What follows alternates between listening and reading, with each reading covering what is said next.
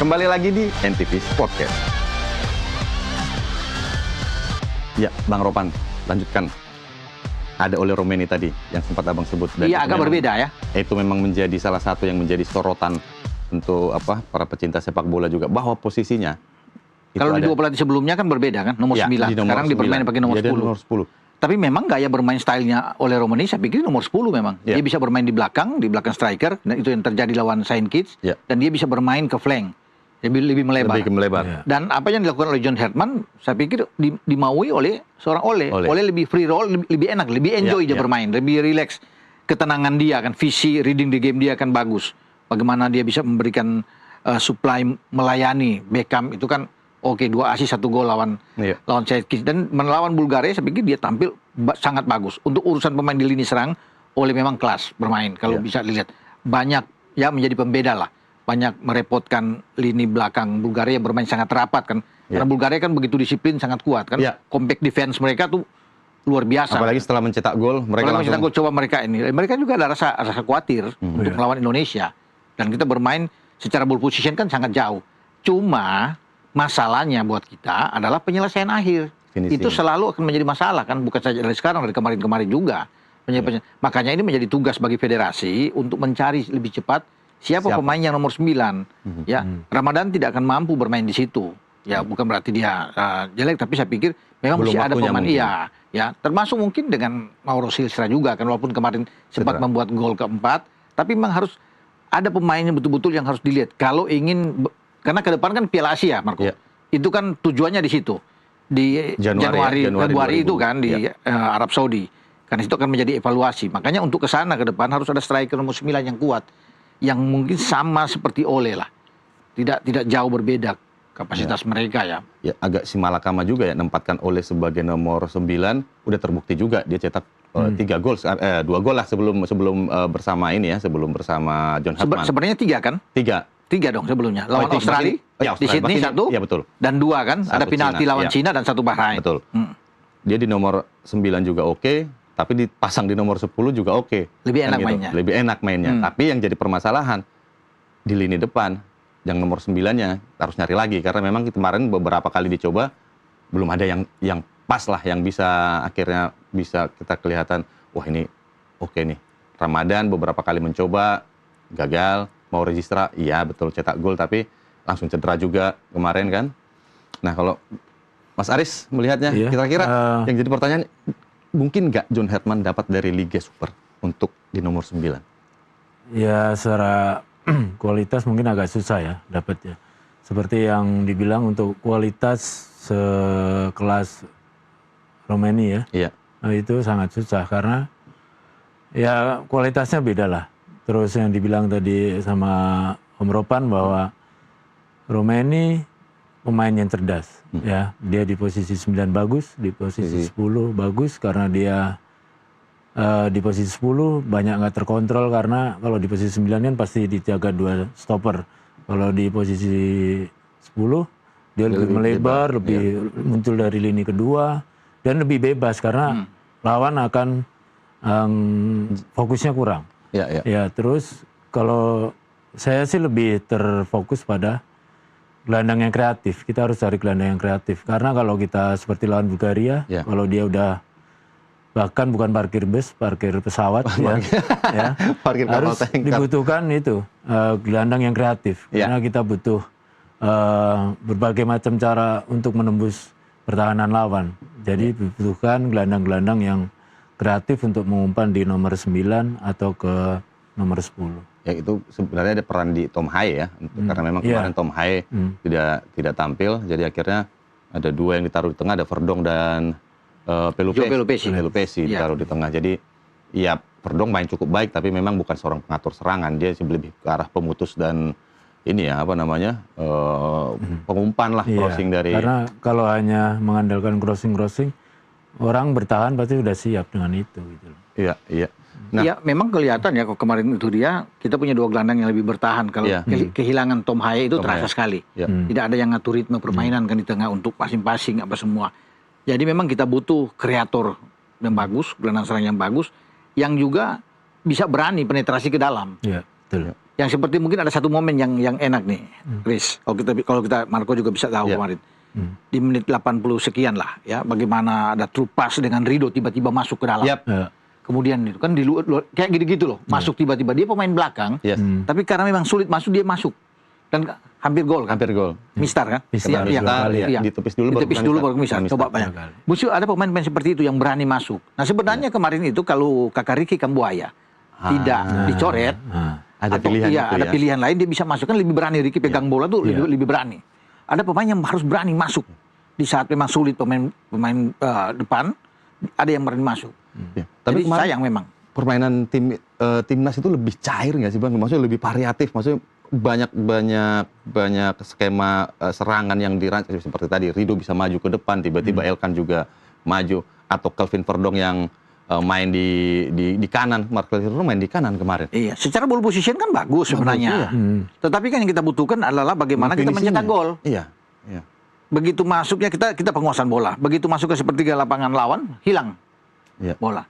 Sulit untuk bisa masuk. Kita penguasaan bola, jadi kita cuma melebar ke belakang lagi, gitu kan. Jadi memang ini menjadi PR. Dan John Herman tahu, dia kan masih baru. Baru berkumpul dalam 5 hari kan sulit untuk bagi. Tapi saya pikir ini satu gambaran berproses ke depan kan. Dari dia, jadi sudah bisa lihat. Makanya kan dia bilang kemarin, dia yakin di kualifikasi Piala Dunia bisa tembus ke 2030. Ya kan? Karena dia melihat penampilan kemarin. Untuk bersaing di level Asia, itu oke. Tetapi kan tidak sampai di situ, dia harus bisa improve kan, ke depan harus lebih bagus. 2 pertandingan, 2 starting line up berbeda. Bahkan di lini belakang, pertama dia pakai Elkan, terus di kedua Justin Hubner. Kalau Mas Aris melihat trio ini, apakah akan bubar nih trio Rido, Izes sama Hubner nih dengan kehadiran Elkan Bagot? Apalagi Aris kan pemain belakang. Makanya. Iya. Ini tanya langsung ahlinya. Kalau saya lebih ke Hubner. Hubner ya? Sama Jay sama Rido, karena kita beberapa kali di pertandingan pertama aja, Elkan berapa kali gampang dilewatin karena sedikit lambat, bahkan seorang Doni aja bisa cover dia gitu loh. Secara tipe juga saya rasa nggak pas sama Jay karena tipenya sama stylish. Kalau Jay udah stylish kan, gandengannya pasangannya harus yang cepet dan agresif gitu loh. Karena jangan dua-duanya saling nunggu. Karena harus ada yang destroyer gitu. Tapi Hubner kalau kita lihat kemarin tuh emosinya sih sebenarnya yang... Ya, terkadang pemain yang semangat tidak bisa mengontrol, timbulnya malah emosi. Harus bisa ngontrol masalah emosi juga di belakang. Karena terlalu bersemangat, kalau kelepasan juga jadinya emosi. Kemarin kan sempat ada masih baru masuk, masih baru pertandingan udah nyaris saja, tapi belum kartu. Cuman ada gestur-gestur yang memang ya harusnya nggak dilakukan.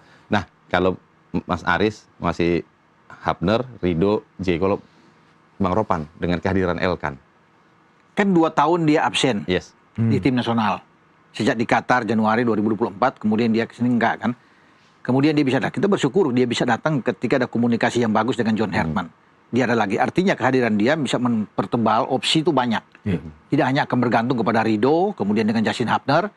Ya, tapi kehadiran dia kan enak. Lebih kompetitif di belakang. Walaupun kita tahu bersama masih ada Kevin Dix yang bisa bermain lebih dalam. Verdong juga pernah dicoba oleh STY bermain lebih ke dalam. Sandy Walsh juga pernah ke dalam. Jadi Piala Asia waktu itu. Tetapi sosok Elkan ini memang kita perlu untuk ada.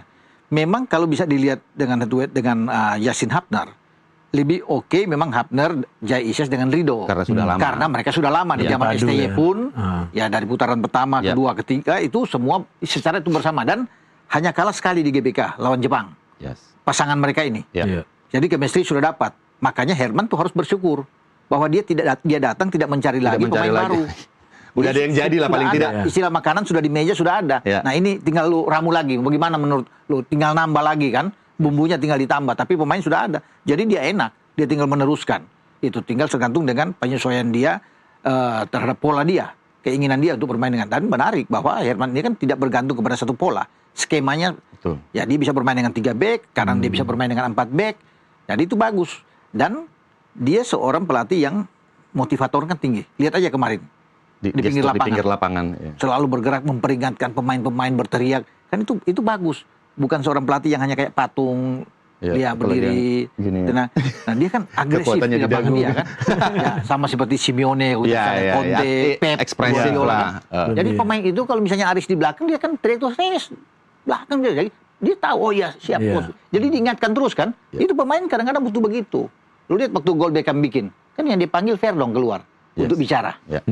Dia bicara dengan ini. Kan memang pelatih harus begitu, harus lihat tuh. Jadi dan kita bersyukur untuk soal itu. Jadi kalau di belakang itu serahkan aja kepada Herman mana yang dia pilih. Udah, pokoknya tapi stoknya kalau bicara itu Aris bilang memang ada momen-momen tertentu Elkan Bagot itu memang lambat. Nah lawan Bulgaria, Betkov yang membuat gol, Marit Betkov yang membuat gol itu, ya penalti. Ada satu momen hampir 2 gol itu. Jadi dia bikin dari sudut ketika mereka counter attack, masuk yang kawal dia itu Elkan Bagot. One on one dan dia ketinggalan dan dia lewatin. Berhadapan dengan Emil. Untung tembakan dia masih diblok oleh Emil kan. Itu berbahaya karena dia bisa lewatin Elkan. Karena memang dia juga tipikalnya juga sering maju juga Elkan apalagi karena itu. Beberapa kali momen satu lawan satunya agak lemah gitu agak lemah. Tapi setidaknya kehadiran dia bagus menurut saya. Paling tidak lebih tebal. Lebih tebal di belakang dan kalau dia kan baru pertama kali bermain dengan Jai di situ kan. Kalau mungkin dengan Haftar kemudian dengan Rido sudah mungkin pernah dilakukan itu, tapi dengan Jai. Jadi saya kira pelan-pelan dia bisa akan dapat chemistry. Kan? Mungkin karena baru pertama, nanti pertandingan berikut ada FIFA Match Day di depan di Juni kan 1-9. Mungkin dia akan bermain lagi di sana. Nah, tentunya kan di sana kan sampai nanti di Piala AFF tentunya. Dan tentunya kita lihat poin bahwa pemain belakang itu ya chemistry-nya harus bagus. Karena komunikasi di antara mereka itu secara gestur, secara kedalaman itu loh. Karena pemain belakang itu prinsip. Nggak bisa baku, nggak bisa dimodif. Kalaupun menyerang banyak variasinya. Tapi kalau udah bertahan itu udah baku, harus lu datang lu harus kedalaman gitu. Saya menarik Marco kalau dengan Aris ini. Salah satu saya senang cara main bola di waktu saya manajer Persija. Ini sama Aris, manajer Persija waktu itu 2002-2003 itu. Dia pemain belakang yang paling tenang. Kontrol bola. Jadi enak, intercept dia, reading the game dia. Itu udah 3. Dia, Warsidi sama Toyo. Waktu itu bermain. Jadi saya masih hafal. Karena saya manajer Persija waktu itu kan.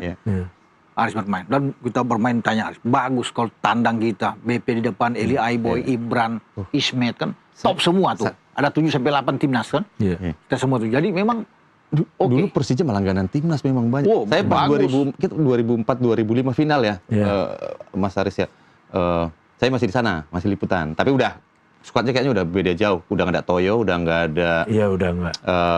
Warsidi, siapa? Imran udah nggak ada. Di belakang itu kalau nggak salah udah ada Hamka ya. 2004 belum. Oh belum. 2005 Hamka. Oh 2005 baru Hamka ya. 2004. Nah masih ada Bang Prancis di situ, masih ada siapa lagi di Karis apa ya? Iya Karis. Karis Yulianto. Masih lihat mainnya. Karis bagian gebuk. Ya kan? Aris tenang main, seperti Jais ya kontrol bolanya, interceptnya, sedap sapuan dia, enak. Dan nggak kasar, mainnya nggak main kayak Justin, tenang, ambil bolanya bersih gitu, tackle-nya bersih. Jadi makanya kalau di Persija itu paling senang kalau di belakang Aris bermain di belakang. Aris. Tenang ya, ketenangan. Makanya kan dikasih ban kapten. Iya. 2 final pokoknya, teman dua-duanya kalah lawan Arema sama kalah lawan Persipura. Wah, gue bilang. Itu padahal udah cetak gol duluan itu. Lawan Persib kita 2-1 menang itu kan. Main di Bandung. Main di Bandung. Bang Yos telepon, bagaimana saya tenang Bang. Pagup telepon. Roman bagaimana? Tenang, kita menang. Sempat menang di Bandung? Aku belum pernah ya. Susah mau kalahin itu. Kita baru main sudah di teror kan. Masih di Siliwangi berarti ya? Iya. Saya briefing semua tenang main, ini mental. Mereka hadapi. Menang kita. Gitu. Iya, mantap. Jadi ya pokoknya kita lihat tadi barisan belakang ya, betul. Mereka tiga udah chemistry itu sangat dibutuhkan. Ini catatan penting dari Mas Aris. Nah, Verdong sebenarnya. Verdong ini bermain lebih ke tengah kemarin. Main di tengah. Dan bagus. Apakah ini akan dipertahankan di situ atau akan dibalikan lagi posisinya sebelah? Kalau Tom ada, tentunya Tom akan bermain di situ bersama dengan Joe Pelupesi. Verdong mungkin akan kembali ke kiri. Tapi kemarin lawan Saint Kitts kan dicoba kan ada untuk bermain di situ karena ada Donitri yang kesempatan. Donitri bermain sangat bagus. Bang. Sangat baik. Lawan Saint Kitts. Tentunya berbeda levelnya ketika lawan nama Bulgaria. Makanya ada perubahan yang dilakukan oleh Herman. Nathan Chuaon yang masuk saat itu karena dia tidak dimainkan sama sekali ketika melawan Saint Kitts kan. Nathan yang bermain itu. Doni main tapi di babak kedua. Ya, tapi saya pikir penampilan Doni itu udah luar biasa, dia membayar kepercayaan yang diberikan oleh Herman. Artinya kita punya bek kiri yang bagus. Berarti ada pelapisnya. Jadi banyak ketika Arhan cedera, sudah nggak lagi, sekarang ada Doni yang muncul. Ada Doni. Padahal kita masih itu kalau bicara bek kiri juga. Kalau kita bicara bek kiri itu banyak. Ada Saint Patinama di Persija sekarang. Ya kan, Dean James yang nggak ada kemarin.